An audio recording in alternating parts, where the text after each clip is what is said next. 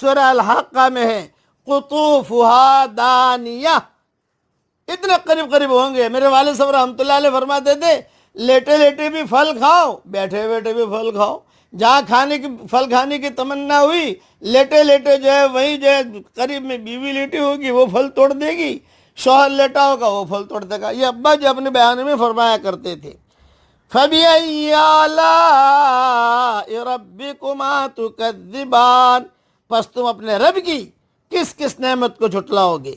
فِيهِنَّ قَاصِرَاتُ الطَّرْفِ لَمْ يَطْمِثْهُنَّ إِنسٌ قَبْلَهُمْ وَلَا جَانٌّ، وہاں شرمیلی نیچی نگاہ والی حوریں ہیں جنہیں ان سے پہلے کسی جن اور انس نے ہاتھ نہیں لگایا، یعنی جن کی نگاہیں اپنے خاوندوں کے علاوہ کسی پر